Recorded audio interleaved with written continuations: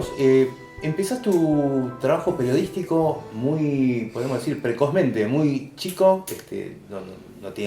no eras mayor todavía de edad y No. ya empezás a escribir. ¿Dónde empezás a escribir y por qué ahí?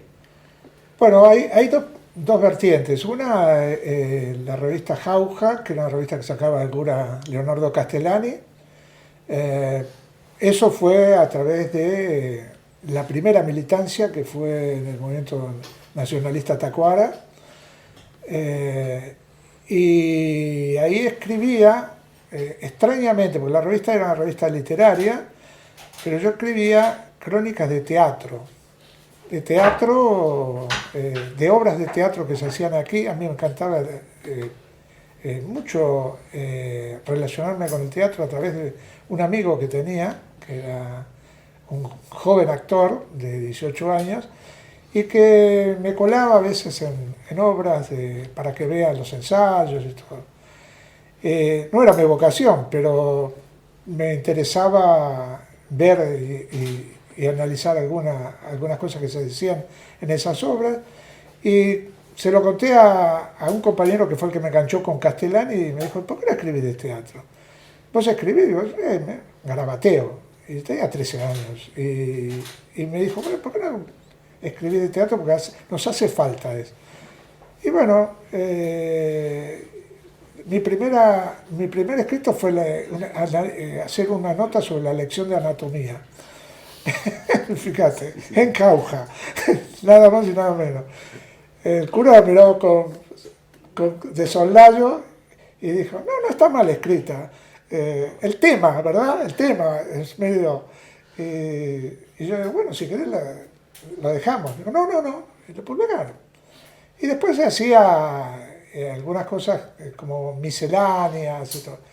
Y después se acabó porque yo duré un año en Tacuara, en la Tacuara fascista, digamos, como la denominábamos en ese momento, y pasé al movimiento nacionalista revolucionario de Tacuara con Baxter, Osorio, que ya era a la izquierda.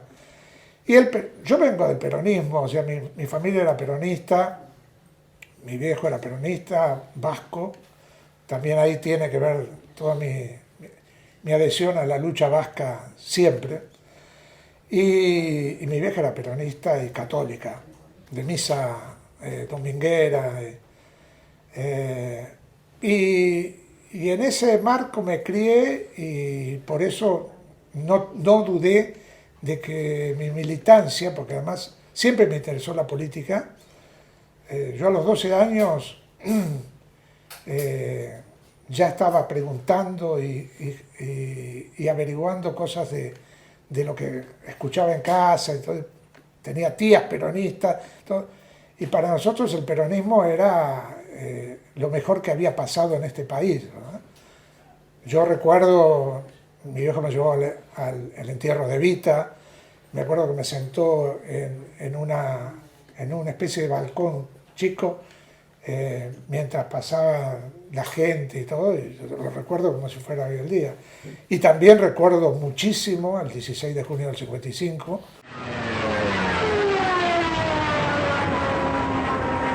Pasado el mediodía, inesperadamente la silueta de un avión se recorta sobre el cielo.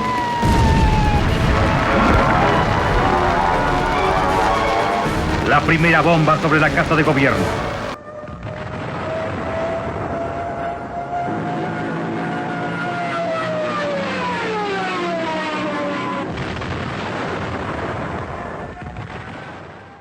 Tengo ese recuerdo vivencial del peronismo, el dolor de la muerte de Evita y el dolor del 16 de junio del 55 muy incorporado, ¿no?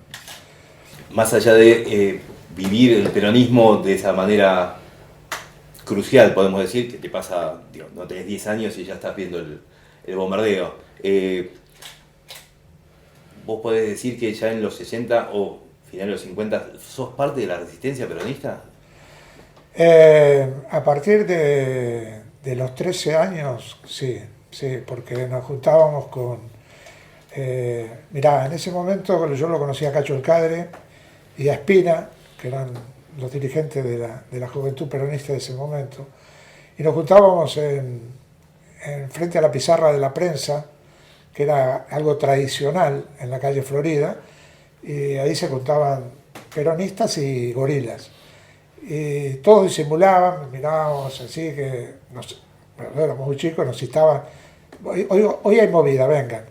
Y como estábamos militando en la Unión Nacionalista de Estudiantes Secundarios, muchas veces acompañábamos eso.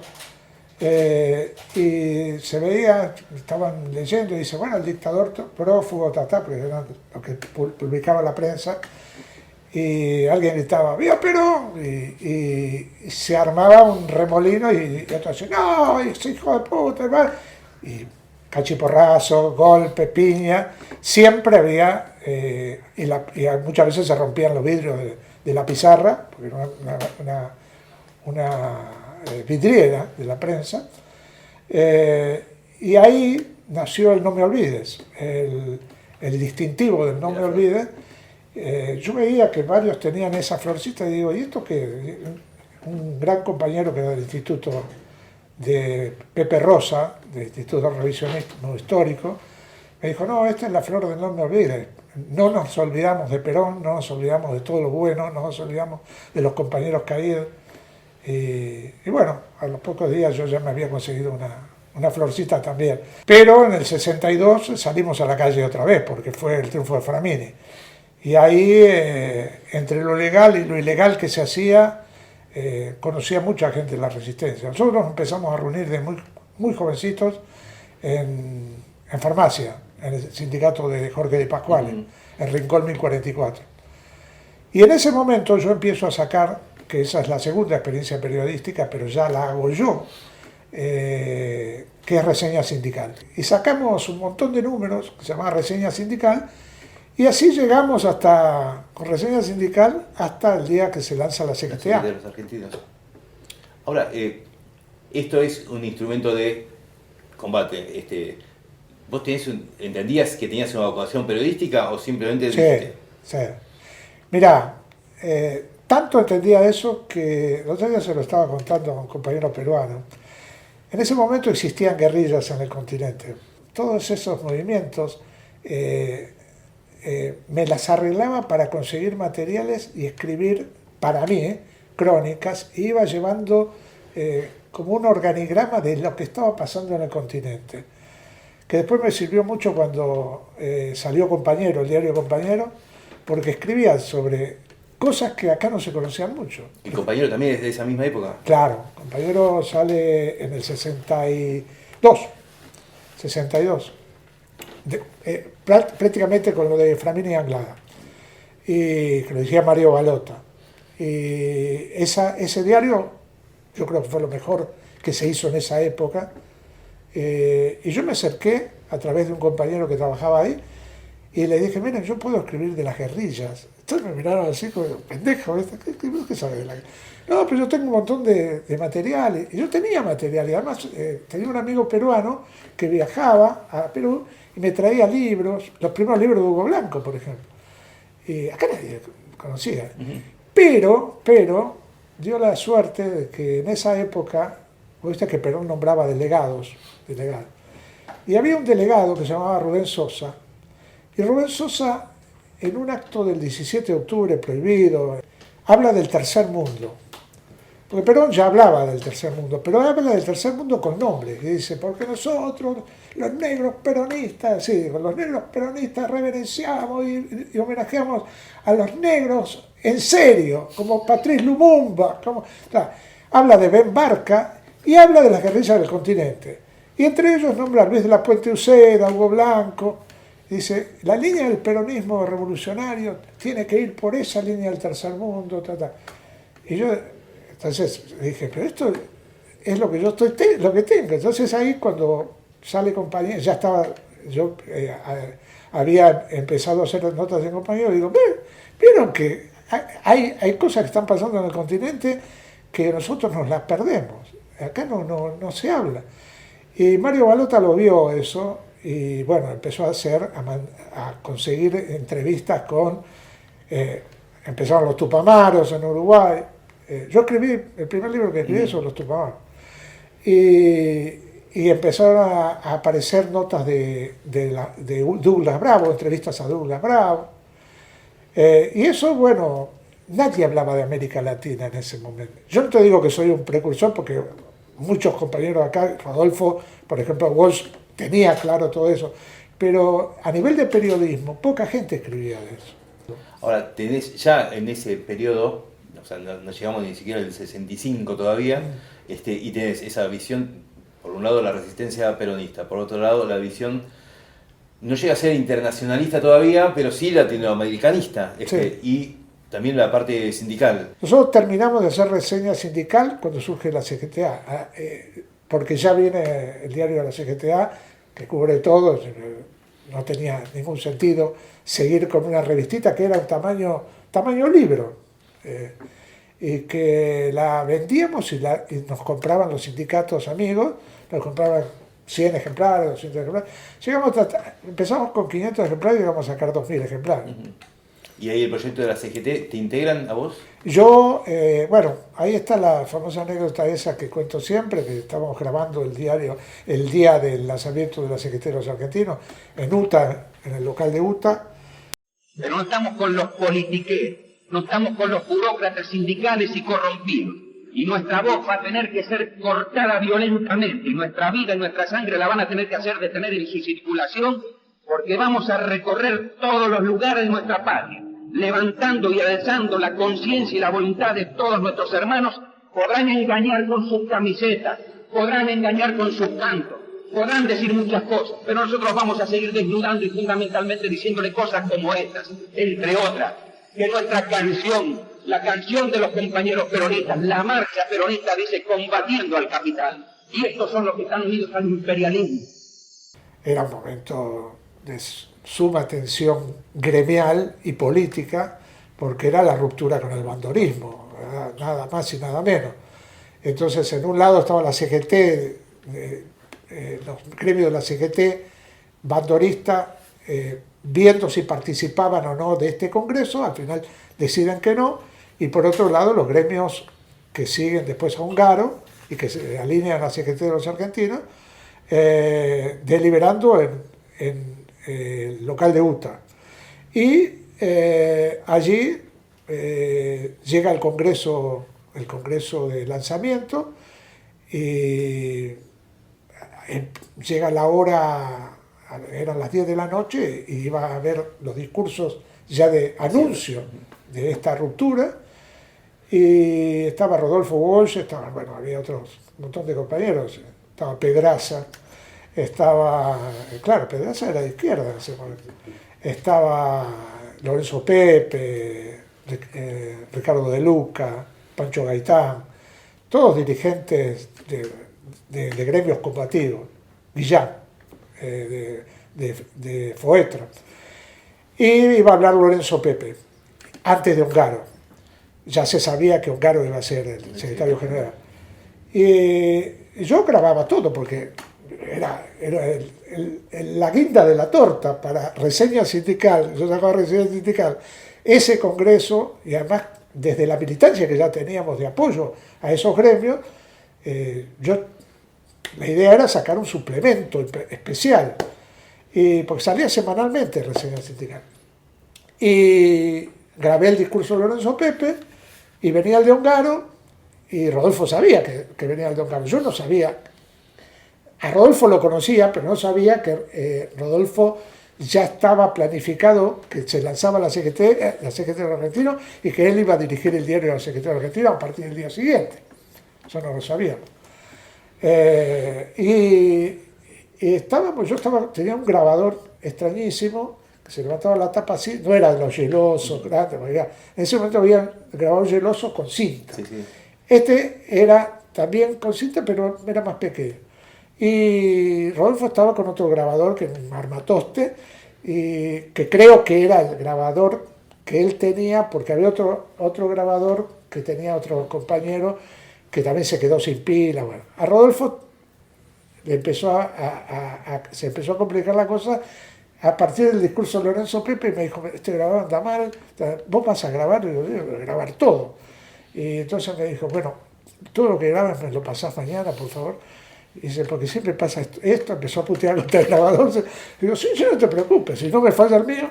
Y bueno, eso me habilitó que al día siguiente yo me voy con todo el material, ellos tenían ya parte grabada, y él me dice, bueno, ¿querés colaborar acá? Y digo, ¿Vos saques esa revistita? Y yo digo, sí, todavía no salió, pero mañana ya te la voy a traer.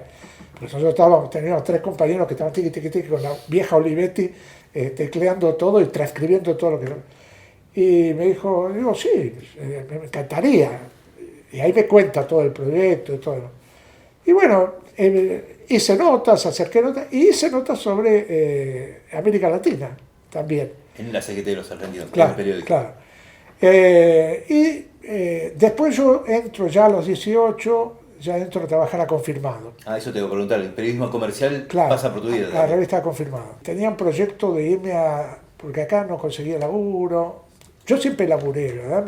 Antes de Confirmado laburé en un estudio jurídico, pues mi familia era muy pobre, o sea, realmente mi vieja laburaba para afuera, mi viejo se levantaba a las 4 de la mañana para laburar en un bar, o sea que yo tenía que ayudar de alguna manera. Estudiaba, pero también tenía que ayudar. Entonces laburé en un estudio jurídico y después... pero quería meterme en alguna revista. Y un día me sale una oportunidad, un amigo me dice, mirá, hay un laburo en Confirmado, en el archivo de Confirmado, de la revista Confirmado, en la calle Córdoba. ¿Por qué no venís? Ahí conocí a muy linda gente que se sacó. Y antes de llegar a los 70, tenés otra experiencia, que ahí sí estás participando fuerte, que es Cristianismo y Revolución. Cristianismo y Revolución, también en los 70, ¿verdad? Yo me contacto con Cristianismo y Revolución a los pocos días de que lo matan o muere Juan García Elorrio. Decimos que lo matan o muere porque fue un accidente muy especial. Y ahí, a través de otro compañero, me contacta Casiana Ahumada, que era la directora de Cristianismo, y la compañera de Juan, quedó como directora ella, y me dijo, ¿vos querés darnos una mano con esto? Y empecé a escribir de sindical. Era el que hacía la parte sindical y después escribí de política también. Yo ya estaba militando en el peronismo base, peronismo de base, FAP peronismo de base, y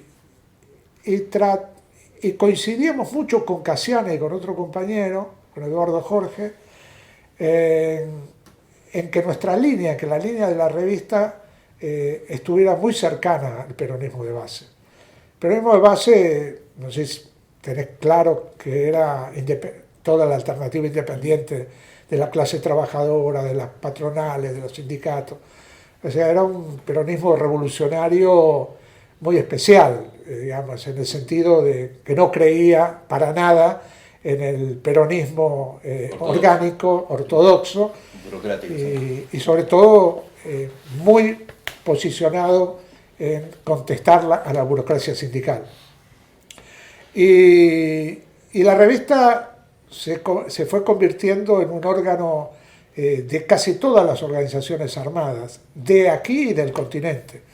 Y por eso las primeras entrevistas de Los Tupamaros salen en Cristianismo Revolución, el debate entre la FARC y Montoneros, o el ERP, sale en Cristianismo Revolución. Y hacíamos que eso me encargaba yo también, hacíamos, que después lo repetí en el exilio, en resumen, era un día a día de la resistencia, y un día a día de todas las movilizaciones, y también un día a día de la resistencia latinoamericana.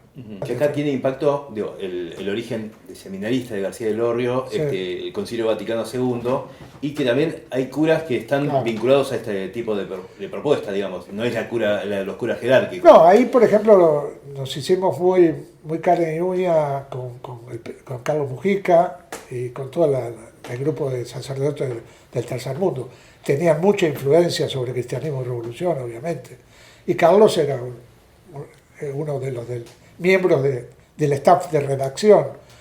Nosotros discutíamos las notas y siempre Carlos Mujica estaba ahí, ¿verdad? Por una reunión de distintos sectores de sacerdotes, se habló así informalmente sobre la situación, porque estábamos muy preocupados por la situación política de nuestra patria, y la conclusión fue unánime. Si acá no hay elecciones libres, nosotros no vamos a poder impedir que miles y miles de jóvenes ingresen los grupos guerrilleros. Una cosa que me llama la atención es lo federal que era, porque las luchas en el interior eran muy fuertes también. Digo, ligas agrarias, Chaco, claro. Santa Fe con la cuña boscosa, Tucumán con las ligas vinculadas al azúcar. Sí, eso fue toda la influencia, por ejemplo, todo el tema de las ligas agrarias fue toda la influencia de las ligas agrarias brasileñas, de Chico Julião y todo esto, que también salían notas en cristianismo y en compañero antes, y que influyeron mucho con las comunidades religiosas de pueblos, de barrios, que estaban muy influenciadas por Helder Câmara de Brasil, por el cura, por teólogos de la liberación, de la teología de la liberación de Perú, algunos de España incluso, y eso se volcó en la militancia cristiana revolucionaria en nuestros barrios y también en muchas provincias. Y volviendo al periodismo, también por esa época aparece La Opinión Sí. en tu vida, digamos. Sí. Sí, La Opinión aparece, yo no trabajo en La Opinión, pero estoy ahí. A Timerman le hiciste lío, digamos. Estamos ahí muy cerquita porque militábamos en una unidad básica que estaba en la calle Tucumán, a la vuelta de La Opinión. Ahí con Garaycochea, con Miguel Garaycochea del Sindicato de Canillitas, con varios compañeros, una unidad básica muy combativa, que siempre era como la oveja negra de las unidades básicas, porque siempre estaba con toda la lucha armada, con esto, con lo otro. Y a la vez yo estaba ya militando en la agrupación 26 de julio con Rodolfo Walsh. Armamos la agrupación 26 de julio del peronismo de base de prensa. Esa fue la militancia sindical mía, comienza ahí. Después ya milito fuertemente en el gremio, la Asociación de Periodistas de Buenos Aires. Pero en esa agrupación 26 de julio, que era del peronismo de base, con Lilia Ferreira, con Walsh, con Silvia Rudny, con compañeros que en ese momento estaban trabajando en empresas, que eran delegados de empresas, teníamos trabajo en varias empresas, entre ellas en La Opinión. Y bueno, Timerman en ese momento era un tipo odiado por nosotros y por mucha gente, porque no había llegado a ser lo que fue cuando el golpe, que se convirtió un poco en vocero de la Junta Militar hasta que lo secuestran, pero era, así como era un maestro de periodistas y un tipo fabuloso para enseñar periodismo, era un negrero, digamos, para decirlo, un patrón jodido. Y había un conflicto en ese momento y bueno, le tomamos el diario, hubo una especie de, quedó un poco como de rehén nuestro y estuvimos prácticamente amenazándolo de que lo íbamos a colgar si no arreglaba el conflicto. Y esa relación la hicimos, la unidad básica, que desde ahí salimos todos, y la agrupación 26 de julio, más otros compañeros de prensa que también participaron en esa toma. Y en ese momento militábamos así en el gremio de prensa, o sea, nos apretaban y apretábamos, En Noticias estaba en la parte, más allá de ser la comisión interna, ¿estabas escribiendo sobre la parte sindical o no, cuál era lo tuyo? No, en Noticias estuve primero en el archivo y después también colaborando con el tema sindical. Con lo cual ahí con Walsh no te cruzabas porque él Sí, estaba en la parte policial. Sí, bueno, no en la escritura. nos cruzamos siempre, porque con Walsh militábamos en ese momento. Entonces después formamos el bloque peronista de prensa y entonces estábamos en las reuniones estábamos bastante juntos, siempre. Y se viene el golpe. Antes del golpe viene la AAA. Y ahí tenés un paso por algún medio de López Rega. Claro, ahí estoy antes del lanzamiento de la AAA. Estamos con Leonardo Betanín, nos meten un poco la orga ahí, nos meten en las bases, en la revista Las Bases de López Rega. Estaba Pino Solanas también ahí. Y en realidad nos meten como para que averiguar qué hacía López Rega. Y escribíamos también en las bases y nos peleábamos todo el tiempo con López Rega y con Spadone, que era Carlos Spadone, que fue empresario, no sé qué es ahora. Porque éramos con Pino Solana, Leonardo Betanier, éramos la línea dura de la base. Entonces, no podían creer que estuviéramos ahí.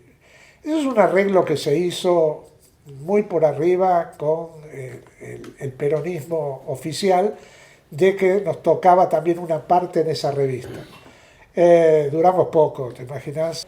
Y no, después viene la AAA, y ahí en la AAA ya cuando estábamos en una reunión en Noticias, una reunión del bloque peronista de prensa, y estábamos en la parte de adelante del diario, ya nos habían puesto una bomba y había custodia de los compañeros y todo, y bueno, un día a la noche en una reunión se hace un silencio en la calle y empezamos a ver luces azules por todos lados, y era Villar, entra Villar, el comisario Villar, patea la puerta y entra con todo, de la misma manera que entrábamos con la tanqueta en el día, el 22 cuando peleábamos a los de Trelew, que yo estaba ahí también, estábamos con Bonazo, entra ahí y bueno, dice, ¿dónde está Bonazo? ¿Dónde está Bonazo? Gritando,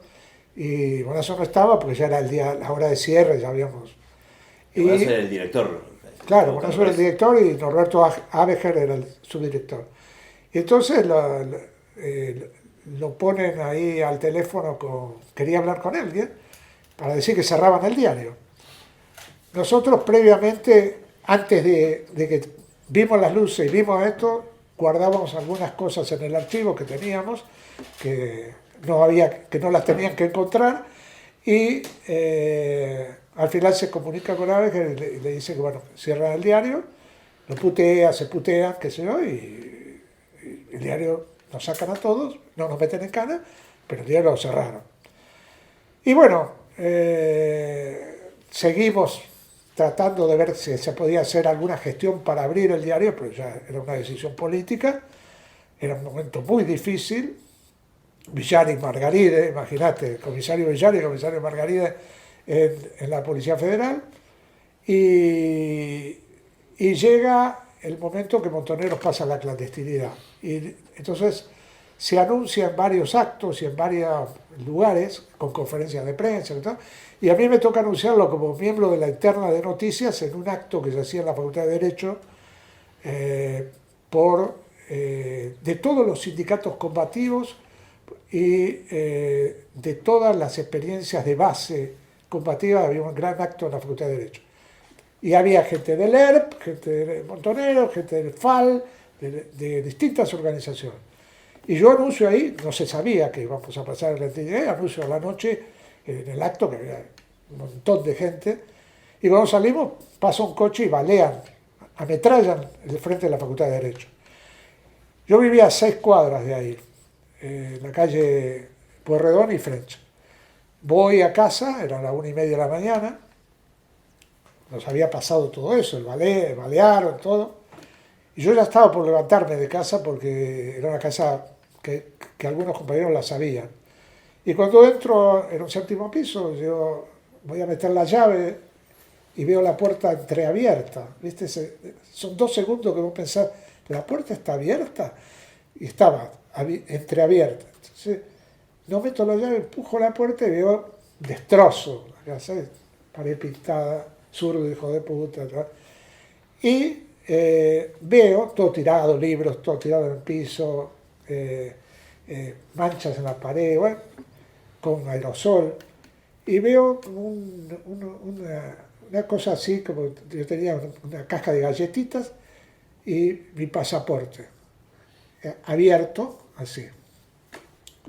Y yo digo, ¿el pasaporte qué hago? Lo agarro y digo, no, están adentro. Cierro la puerta y me voy. En los 7 pisos que bajé el ascensor pensando en encontrarme abajo, y no, bueno, y ahí prácticamente me clandestinicé ese día, porque ya no había posibilidades de tener nada legal. Me fui a la casa de un compañero y a partir de ahí, bueno, pasamos a la clandestinidad. Ahora, ¿vos seguiste trabajando más allá de haber pasado la clandestinidad ese tiempo? Digo, Sí. estamos hablando del 74, Sí, 75. seguí trabajando en prensa, en algunos lugares que me dieron laburitos que no tenía que firmar notas, nada. Escribía, pero no tenía que firmar notas. Trabajé en una revista que era, te diría, de centro derecha, que me dieron un laburo, que se llama Carta Política.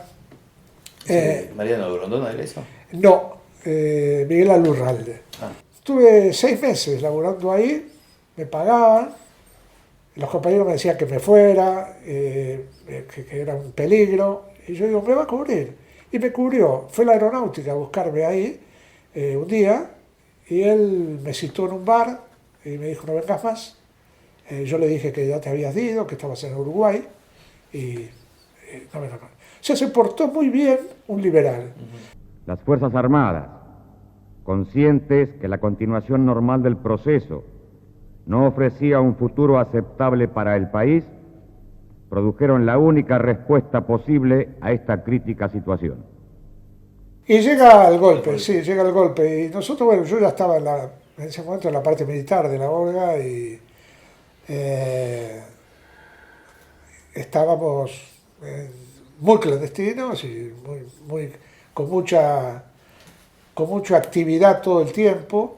Que además ese día, y al parecer, no sé si vos tenías información o te había invitado, Montonero saca un nuevo medio de comunicación. No, ese día iba a sacar un medio. Bueno, sí. Nosotros, bueno, eso tiene que ver con Ancla también, porque era en el 75, Rodolfo nos convoca a Lila Pastoriza, a mí, 75, para armar una revista, un medio, para armar un archivo de datos que tenía que ver con esa revista que iba a salir. Pero nosotros de alguna manera lo que hacíamos era juntar material, clasificar material, y yo creo que después nos dimos cuenta que Rodolfo tenía la idea de que en algún momento se iba a pudrir todo y que iba a tener que la organización y la estructura de información o de prensa de la organización iba a tener que tener algo clandestino. Porque ese mismo equipo es el que nos vuelve a juntar en mayo del 76, ya con el golpe hecho, para anunciarnos la posibilidad de sacar a corto plazo la Agencia Clandestina de Noticias. Y bueno, ya habíamos hecho esa experiencia, bueno, por supuesto la revista del 24 de marzo no salió. Pero se llega a imprimir, el informe se llamaba. Se llega a imprimir, sí. ¿Y queda ejemplares o no quedó? No, los retiraron de la imprenta. Nada, no queda. No queda nada. No sé, a lo mejor se salvó algo, pero en ese momento nadie estaba pensando en la revista, te podés imaginar. Sí. ¿Y eso, ahí estaba metido Rodolfo Walsh o...? No, estaba Paco Urondo. Paco Urondo la dirigía. Sí, Paco Urondo la dirigía. Sí. Y Rodolfo sí, colaboraba, obviamente. Más otros que habían estado en Noticias. Era una manera, de alguna manera, de continuar la experiencia de Noticias, pero desde una revista.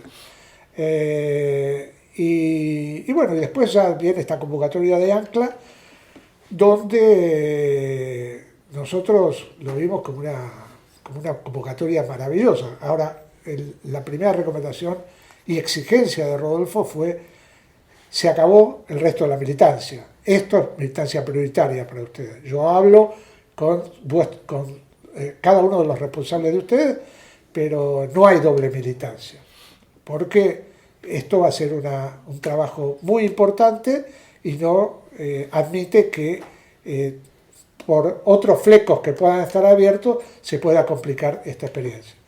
Y eso fue así. O sea, a partir de ahí yo me desvinculo de todas las otras cosas que estaba haciendo y paso a militar integralmente en Ancla. ¿Y se larga el 20 de agosto? Yo lo tengo como el primer Junio. parte. Junio. Ah, en junio. Sí, Ajá. ahí lanzamos. conseguimos una casa en la cual se monta la redacción con una excusa.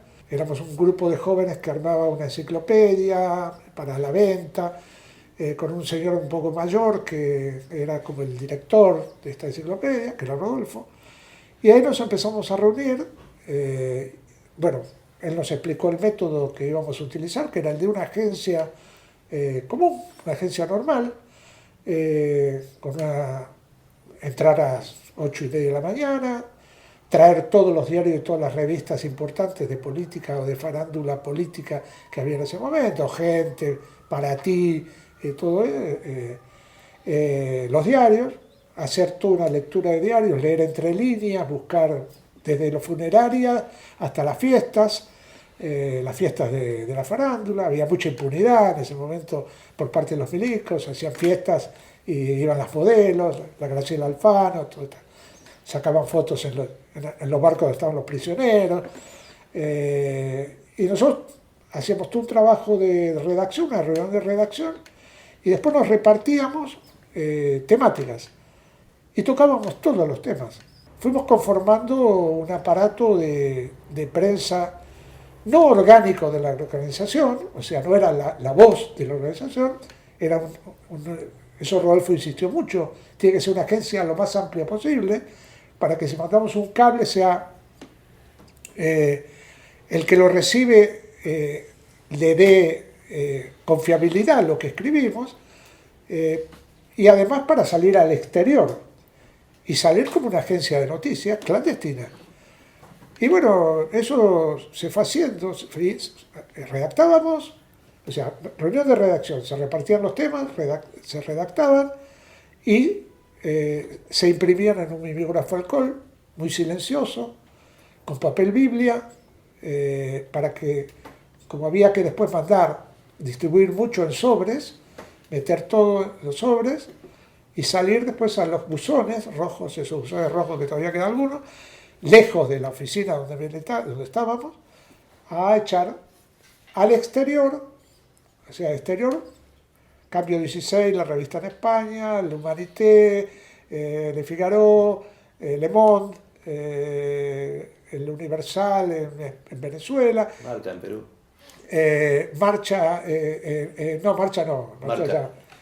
Marca en Perú.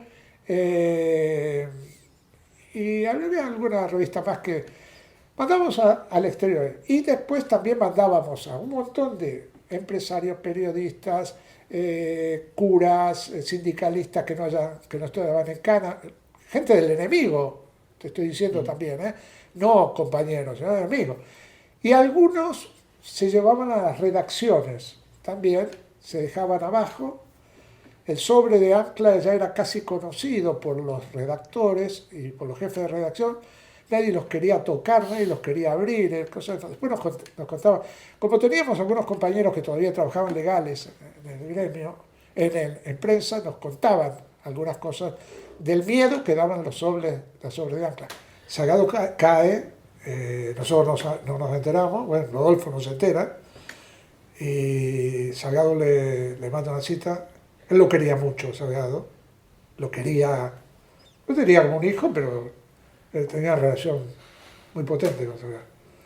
Y supongo que él, que nos cuidó tanto, no pensó que a lo mejor estaba haciendo una cita envenenada, y fue. Pero como era Rodolfo Bosch, nos entregó y cayó combatiendo. Sacó el fierro, 22. Y él dijo, yo no voy a entregar nunca, él sabía. Sí, de alguna manera se hace matar.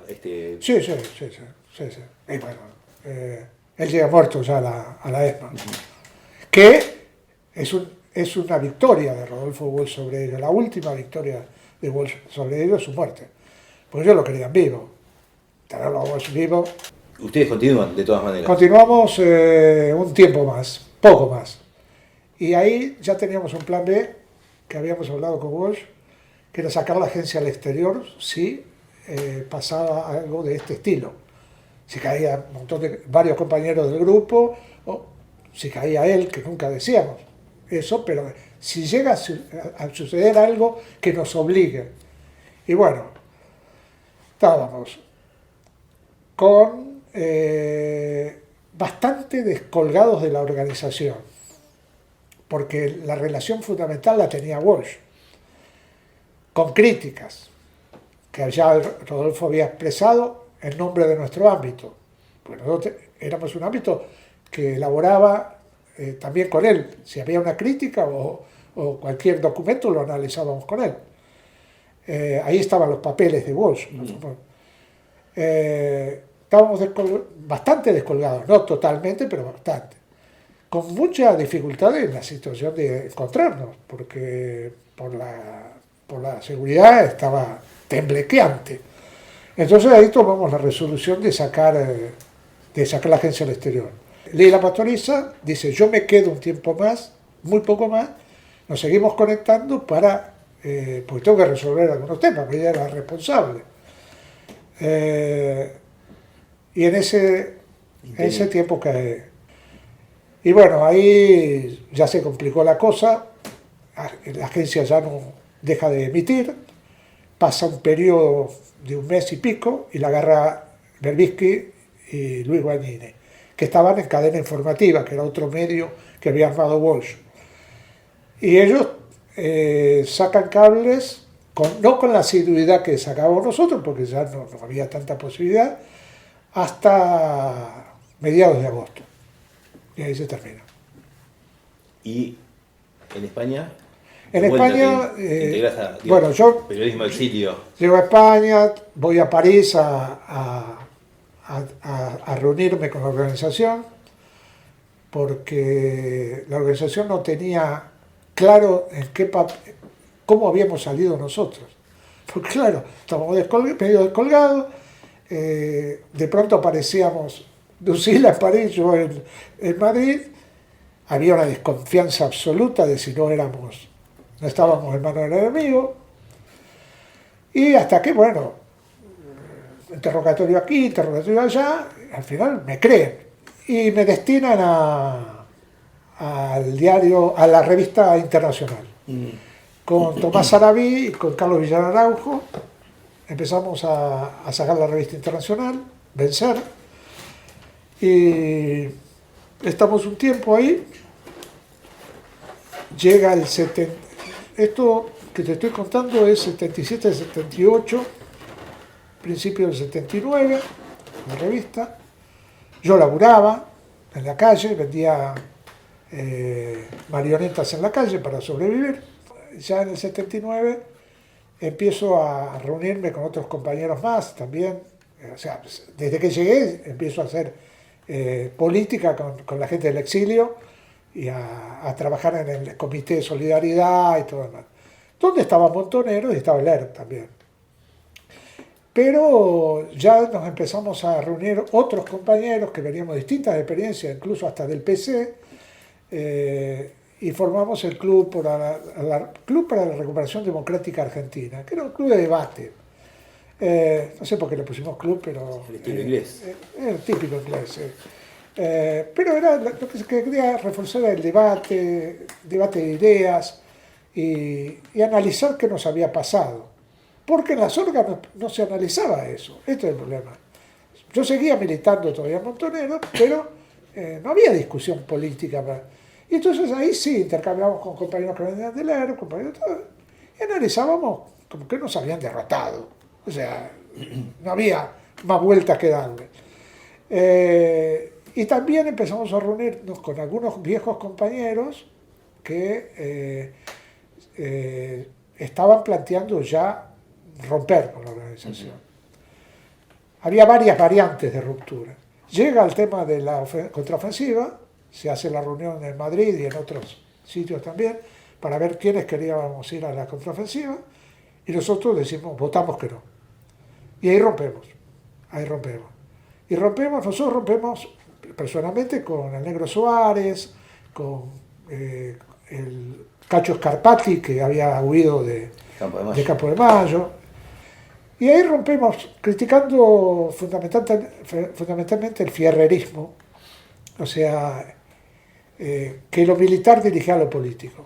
Que no renegábamos de lo militar, pero que no entendíamos que lo militar tenía que dirigir lo político, sino que lo político tenía que dirigir lo militar. Y que nos habíamos ido al carajo en esa idea. Y ahí, cuando formamos esta agrupación de Club Recuperación Democrática, es que nace resumen de la actualidad argentina y latinoamericana. Lo empezamos a editar, yo propongo hacer eso, y con la idea de Walsh, con la idea de Ancla, contar la resistencia, contar la represión, tirar ideas para el debate, y escriben Bayer, Osvaldo Bayer, escribe Roa Bastos, Benedetti, Galeano, Rodolfo Kuhn, el cineasta, Luis Politi, el actor, un grupo interesante de intelectuales, Eduardo Duhalde, no el gobernador, sino Eduardo Luis, y conformamos un medio del exilio muy interesante que sirvió para reagrupar al exilio también, para que supiéramos que el compañero que estaba en Suecia y que nos mandaba la nota vivía, porque creíamos que estaba muerto. Pero construimos una revista muy interesante. ¿Y la circulación por dónde era? Era quincenal, circulaba por todo el exilio, tanto Europa como América, y entrábamos ejemplares al país. Está en los anales de las revistas del exilio, se estudia como una experiencia interesante. Y en un momento se hace un encuentro de exiliados en París y aparece Jacobo Timerman. Y me viene a hablar, y muy autocrítico por todo lo que él había hecho, por haberse creído que había, como se lo creyó el PC, militares buenos y militares malos. Él apoya la dictadura y después termina siendo secuestrado. Claro, y bueno, cuando lo secuestran a Camps, realmente le ven las orejas al lobo. Y lo salva el lobby demócrata judío norteamericano, ¿no? Que lo saca al exilio. Pues yo lo mataban, lo torturaron fuerte, él me contó mucho. Y créase o no, yo me hice amigo de Jacobo, ahí en el exilio. Me hice amigo, tipo que le creí su autocrítica. Dije, bueno, se equivocó, es un tipo que estuvo equivocado mucho tiempo, pero además lo admiraba, porque era un periodista de esos que no hay muchos. Y empezó a escribir también para el resumen. Tenemos todos la enorme responsabilidad de asegurar hoy y para los tiempos la democracia y el respeto por la dignidad del hombre en la tierra argentina.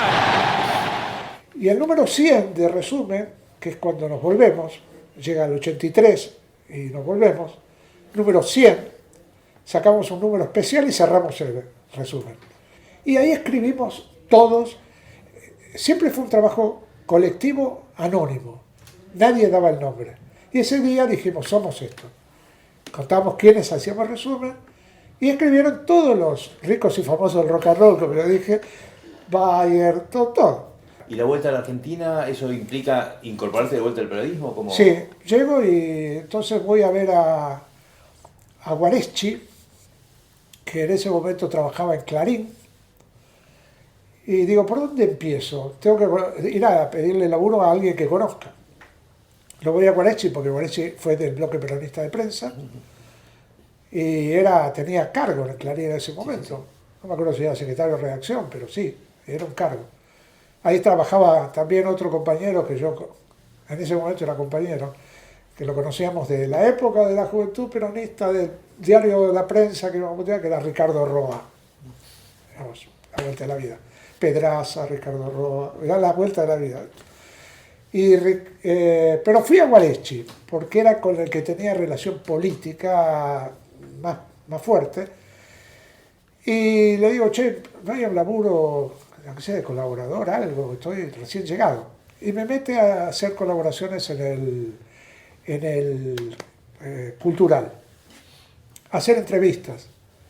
Y trabajé 6 meses haciendo entrevistas y dejo Clarín, Me salvé. Sí, estuviste en el.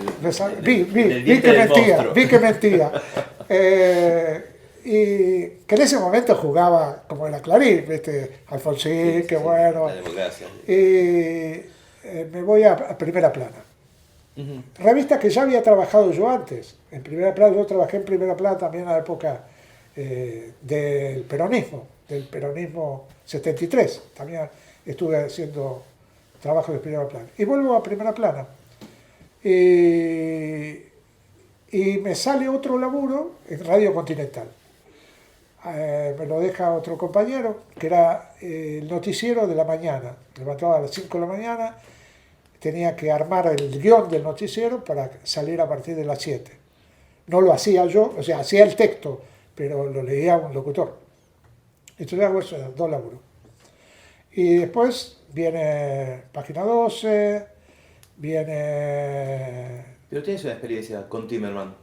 Ah, no, primero, antes de Página 12 viene La Razón, claro. Vuelve Timerman. Y vuelve Timerman con esas ideas timermanianas, que es sacar un diario vespertino clásico, como era La Razón, sacarlo a la mañana. ¿A quién se le ocurre? Pero es Timerman. Que dice, y además es una buena idea. Y un diario, estilo un poco La Opinión, pero La Razón. La Razón siempre fue el diario de los servicios. Y él, Timerman. Y me dice, ¿querés hacer sindical? ¿Qué querés hacer? Me dice. Me llama y me dice, voy a La Razón y dice, ¿qué querés hacer? Digo, sindical. Yo siempre sindical. Y me mete a cargo del sindical. Y fue el momento en que los 25, los gremios, se recuperaban gremios, se ganaba ATE, se ganaba mecánicos. Entonces, bueno, me convertí en el escriba de apoyo bastante explícito a la campaña de los 25 y de recuperación de gremios. Y bueno, también tuve amenazas de muerte en ese momento porque yo en ese momento tenía una pareja que vivíamos juntos con una compañera que fue a declarar en los juicios de la Junta y nos amenazaron, tuve que hablar con Trócoli, con el ministro del Interior, me pusieron una custodia, que la custodia era que bocinaba a los que nos amenazaban, una cosa. Bueno, esa fue la experiencia de La Razón, tuve muy buena relación ahí, aprendí mucho más de lo que sabía, porque Timerman enseñaba todos los días, era déspota, como siempre, era decir, pero esto es una porquería, y tiraba la nota al diario de... A mí me tiró una, pero vi a otros que hoy son lumbreras y que les tiró varias. Pero esto no sirve ni como servilleta para la pizza. Pero enseñaba. Era un tipo que era chinchudo, pero enseñaba. Y se le fue el diario al carajo porque no contó con algo sustancial. Los distribuidores. No arregló la distribución. A los distribuidores, claro, que era la mafia, vos arreglás con el sindicato de canillistas, pero los distribuidores... El Cholo, ¿Eh? El Cholo, el que manejaba... Sí. Y no arregló bien. Arregló, pero no arregló bien. Y entonces llegaban los paquetes de La Razón y los canillistas tenían la orden de ponerlo debajo. Y ponían uno, ya se vendió. Y todos dieron el diario. Y Timerman, que sabía mucho, no sabía de distribución. Ese detalle. Y me fui a Página 12. ¿Cómo nace Resumen? No, Resumen tiene cumplimos este año 32 años. ¿Por qué? Porque contamos del 79 al 83 y de el 93, que vuelve a salir como resumen latinoamericano, hasta el presente. O sea, son primera etapa, segunda etapa. La segunda etapa nace con la idea de lo latinoamericano, cuando todavía no se hablaba mucho de Latinoamérica. Sí, el periodo neoliberalismo. Claro. Cuando todavía no había ocurrido Chiapas, cuando sí había ocurrido los 2 primeros levantamientos de Chávez, y nosotros tenemos, por nuestra percepción nacionalista revolucionaria, yo siempre lo digo porque hay que tener olfato, dijimos, Chávez es un revolucionario, porque acá se decía de todo. Y acá estaba el movimiento Cara Pintada. Acá se movimiento Cara Pintada. Salvo Estela Caloni y 3 más que creyeron en Chávez, acá se decía que era Cara Pintada. Por una relación que tenía Chávez con Ceresole, con Norberto Ceresole. Pero nosotros apostamos desde Resumen latinoamericano, tanto apostamos que cuando Chávez sale de la cárcel y va a Cuba, nosotros estamos en Cuba, cubriendo eso. Y ponemos a Chávez en la tapa de Resumen latinoamericano. Y la izquierda nos puteaba, latinoamericana, nos puteaba, decía, ustedes están equivocados, este es un error, este es un Perón, etc. Bueno, si el Perón no está tan mal, por lo menos la parte buena de Perón. Que allá lo había recibido Fidel, además. Claro, Fidel y ahora lo había recibido como un jefe de Estado, y él le dijo, voy a volver como jefe de Estado y voy a hacer honor a toda esa recepción. Y él hace un discurso maravilloso junto con el de Fidel en la Universidad de La Habana, que es espectacular. Ahí anuncia todo lo que después hace. Y bueno, apostamos a eso, apostamos a Chiapas, vamos a Chiapas, yo le hago el primer... En ese momento, yo, 91, yo me voy para Europa. Me voy primero a Palestina y después a Europa. A Palestina para dar una mano con una revista del FPLP y a Europa para meterme en el País Vasco. Me voy de acá porque no soporto la dictadura de Menem. No soporto ver a muchos compañeros nuestros travestirse en el menemismo. Me voy. Tengo una oferta de irme a Palestina y me voy. Y en el 92 vuelvo a la Argentina con Rafael Alberti. Traemos a Rafael Alberti a la Argentina, que quiere contactarse con los países que vivió en el exilio. Y hacemos un espectáculo impresionante en el Teatro Cervantes con todos los cantantes populares y poetas populares habidos y por haber. Vamos a Uruguay, a la casa de Timerman en Uruguay, porque Timerman lo quería conocer a Alberti, y Alberti se reúne con toda la clase política de izquierda de Uruguay, y vamos a Chile, donde hace un acto de masa con la izquierda de lo que quedaba de Unidad Popular y toda la nueva izquierda chilena, y habla allí. Acaba a Plaza de Mayo con las madres. Bueno. Eso fue como un retorno triunfal a la Argentina, porque venía con Alberti y además producimos un video con él, una cosa increíble. Yo laburé con él un tiempo para todo ese viaje. Y en ese momento, en el 93, es cuando nosotros decidimos sacar Resumen, porque nos parece que hay que tratar de meterlo latinoamericano con fuerza.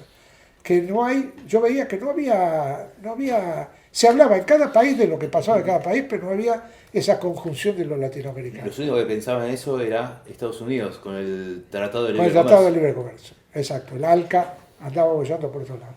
Viene el 94, viene Chiapas. Yo estoy en Europa ya en el 94 y organizo todo con otros compañeros, toda la movida del respaldo a Chiapas. Hacemos un acto de masas en la Puerta del Sol en Madrid, canta Manu Chao, hay una movida importante, y me voy a Chiapas a ver el fenómeno zapatista. Y surge la idea de hacer una entrevista con el subcomandante Marcos. Y hago la primera entrevista para Latinoamérica con Marcos para la revista Noticias. La revista Noticias. Porque Noticias me contrata como freelancer para escribir sobre temas. Voy al Líbano también, voy a Siria para Noticias. Pero hago esa entrevista que sale en tapa de Noticias. Y fue una pegada porque el zapatismo, había una idea, pero que Marcos cuente lo que pasaba, era súper interesante. Y mientras tanto, resumen. Y me meto en el País Vasco con todo, milito en el País Vasco, en Herri Batasuna, me meto en el independentismo vasco a full, saco una edición vasca, una edición en el País Vasco de Resumen, saco una edición en Europa de Resumen, la edición argentina, empiezan a crecer ediciones. Y con la guita que pagaban los editores, los suscriptores vascos, empiezo a sacar ediciones en Venezuela, en Cuba, bueno, en distintos lados. Y Resumen va creciendo hasta que vuelvo al país. Me paso allá varios años, 13 años en el País Vasco, y vuelvo por pedido de Eve Bonafini para incorporarme a la universidad y después a la radio de la Madre de Plaza de Mayo. Después me peleo fuertemente con Eve, como se pelea Eve con... No hay manera de pelearse con no Eve, hay fuerte. manera de pelear fuerte, sobre todo con Joclender, y porque además no entendíamos lo de Joclender, no lo entendíamos, nunca lo entendimos, pero era Eve y bueno, respetábamos. Y me echa de la radio, Joclender, yo dirigía la radio prácticamente, porque dirigía todo el noticiero y todo, y me raja, y Eve nos prohíbe hablar de temas, bueno, censura temas, la censura no la Cortiña, censura a Estela de Carlotto, censura a Pablo Llota, se echa todo, ¿va? Y sigo con Resumen, y me independizo económicamente para hacer Resumen. Entonces empiezo a hacer un programa de televisión con sponsor de Resumen, empiezo a hacer un programa de radio de Resumen y seguí sacando el diario. Vivo gasoleramente de lo que cobramos con los pequeños sponsors que tenemos en el programa de televisión y así estoy, con la satisfacción de no tener que pasar por un tamiz y un filtro, escribir y decir lo que pienso, criticar al progresismo todo lo que haya que criticarlo, creer en la revolución cada vez más y creer en el socialismo cada vez más.